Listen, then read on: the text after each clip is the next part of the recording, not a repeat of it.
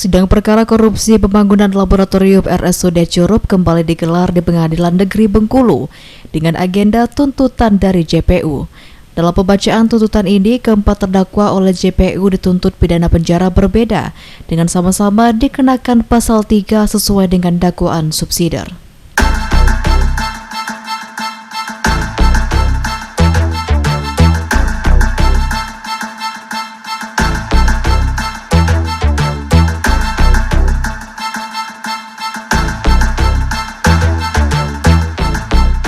Pasca persidangan ini, JPU Kejari Rejang Lebong ABY Pujangga mengatakan alasan keempat terdakwa dituntut berbeda, yakni sesuai dengan fakta persidangan dan perannya masing-masing dalam perkara tersebut.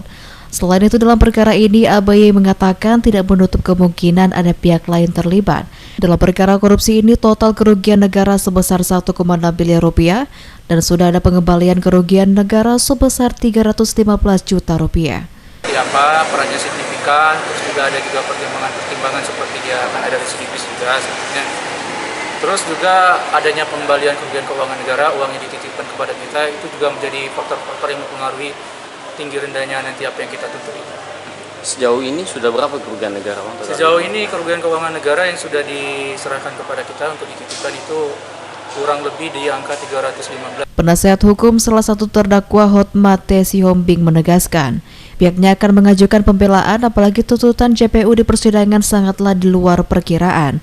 Selain itu, dalam perkara ini, Hotma meminta tegas agar penyidik Kejari Rejang Lebong juga harus menyeret pihak lain yang terlibat sesuai fakta di persidangan. Nah, atas tuntutan jaksa tersebut, kami sebagai penasihat hukum dari Ivan Didi pertama sangat mengapresiasi dan kita hargai kewenangan dari jaksa penuntut umum menyampaikan tuntutannya.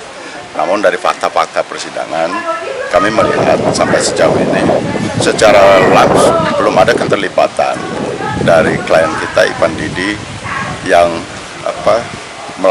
melakukan perbuatan yang merugikan keuangan negara tersebut, karena proses posisi dari Ivan Didi selaku direktur pada saat dia jadi direktur itu tidak ada permasalahan dalam hal, dan yang kita lihat Ivan Didi ini hanya sebagai dalam tanda kutip semacam tumbal seperti itu. Jadi ketika rahmat direksi pemilik dan direktur perusahaan ini meninggal, nah ditunjuklah si Ivan Didi gitu jadi direktur. Nah kemudian setelah proyek ini sudah berjalan hampir selesai, Ivan Didi tanpa sepengetahuan Ivan Didinya sendiri, akta notaris mengenai kepengurusan perusahaan tersebut diganti.